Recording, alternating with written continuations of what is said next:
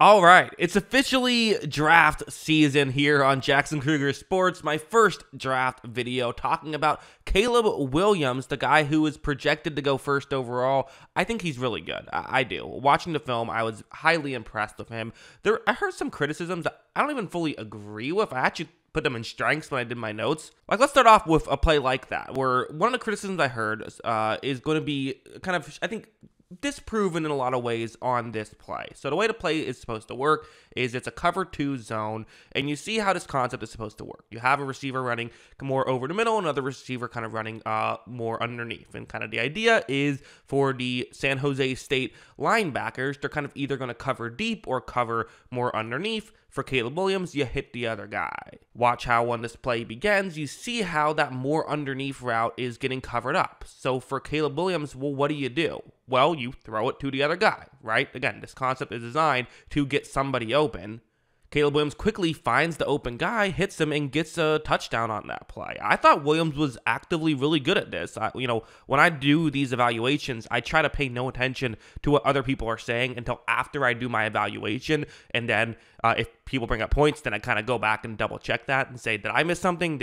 What's the situation here? And don't get me wrong, there were examples of him maybe trying to do too much, maybe passing up a 5-yard completion when it was there, going for a home run ball, things like that. But I felt like when he was, had to run an offense, he did a very good job at running the offense. Like, this play is going to be another example where it's going to be zone coverage. And again, you see the way that this concept can work, where you have multiple receivers running routes that are going to, start on the offense's left and come back towards the middle of the field. Watch how when this play begins, again, due to the zone coverage. So what do we notice here? That's Caleb Williams' first read. You usually go from the inside out on this play. So he looks there. However, there's a Colorado defender who's right over the middle, who's covering that. But what does that mean? In zone coverage, when an area is covered, that means that there's an area that's uncovered. You have to understand how the zone coverage works. That player is now going to be in a gap in coverage because the player who I've circled in black is closer towards the middle of the field. That first read is clogged up, but the second read is not. Williams does quickly get it over there, and he's able to get a completion. I thought that his processing and his quick decision making was actively good. Now,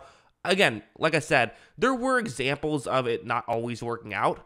Like this play, let's just be honest, he loves to hold on to the ball for too long. I'm going to pause it right here just to set things up. It's a 3rd and 14, so it's kind of an understandable situation of maybe when you would maybe try to do too much, especially for a guy who, again, very young player, which is always a pro in a quarterback prospect, because typically, every now and then you get one of those 24-year-olds who looks great in their final year in college. Think about like a Kenny Pickett who looked great his final year in college, but he had played so long that it kind of makes sense. The younger you are and the better you play, the more there is evidence to support you tend to be a better quarterback in the NFL. Anyway, when his play begins, sorry, that was a bit of a tangent, you see this time, we're nearly 4 seconds into the play. He's still holding on to the ball. Guy likes to hold on to the ball. He does. No denying that. This is something that, you could argue is his biggest criticism. And I think this is when people say they don't love some of the decision making. I think it's really this. It's holding on to the ball for too long and maybe not trying to fit it through tight windows all the time, which, again, I have to say, at USC was usually the preferred strategy, because usually not throwing through a tight window meant that the next play there wouldn't be a tight window.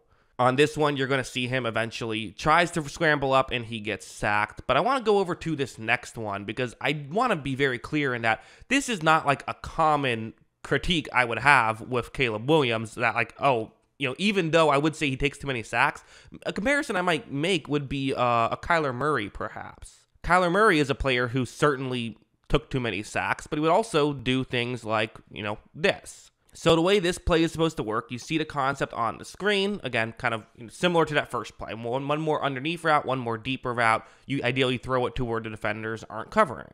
Williams is going to take the snap. He looks down the field, and right here, again, could you make that throw? Maybe. You could. You certainly could. And this is where, when people who don't love some of his decision-making, they want him to make this throw. But football is kind of a different game in a sense, and playmaking, which is something that Caleb Williams really has, is an interesting aspect to talk about. Because watch how Williams decides not to make that relatively dangerous throw and is going to scramble out right here. At this point, he could easily run for the first down. We'll talk about it later, but his pocket presence is just otherworldly. It really is. It's fantastic.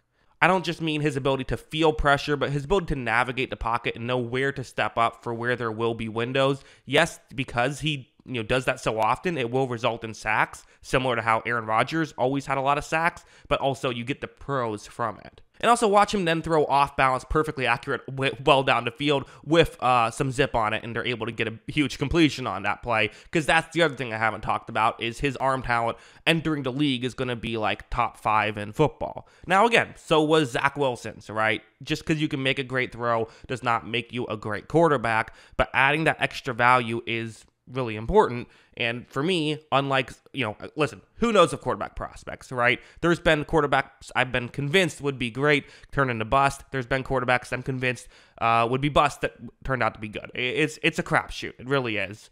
If you can confidently tell who's going to be a great NFL quarterback and who isn't, you'd be the first, right? Everyone has their misses. It just is what it is.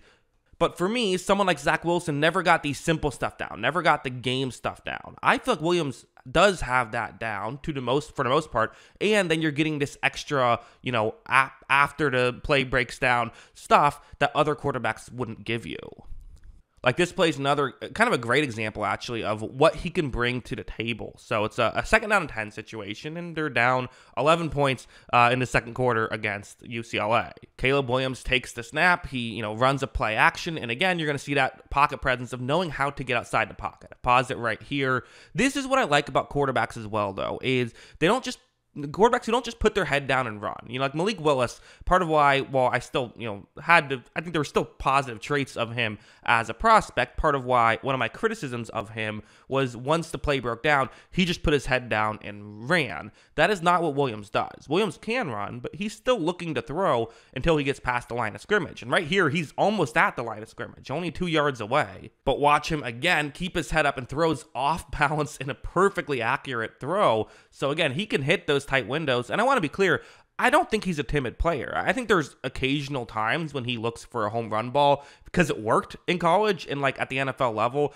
I could see him having to transition a little bit and change his game, because that's what every quarterback has to do from a college prospect to the NFL level, which is why it's so hard to evaluate college quarterbacks, because who knows, who can make that transition. Like it's so hard to tell. And like, yes, there will be things he has to, do, but I don't know. To me, the good outweighs the bad by far.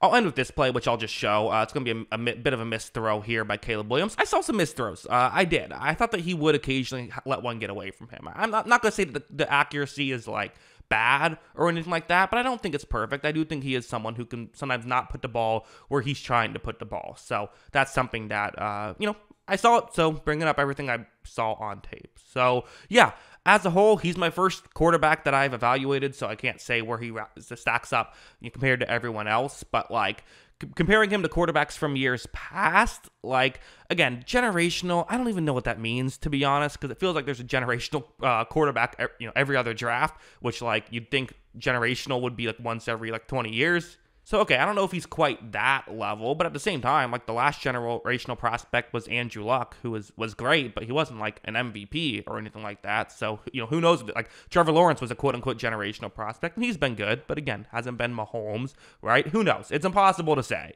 But do I think Caleb Williams is like an awesome prospect, and drafting him first overall would totally be a fine thing to do? Like, yeah, to me, I feel like, I don't know, if he was in last year's draft, I might think he was better. I had CJ Stroud as my number 1 quarterback last year, and I might like Williams better than Stroud, to be honest. Doesn't mean he'll be better than Stroud at the NFL level, because again, Stroud improved on a lot of stuff coming from college to the NFL. Will Williams be able to do that as well? It's hard to say, and that's why you got to interview him, do your due diligence, and all of that stuff. I certainly wouldn't not draft him because he cried after losing a football game and paints his nails. I think if you're doing that, probably not a good idea. No, that's what I think about all of this. What do you think? Let me know in the comments below.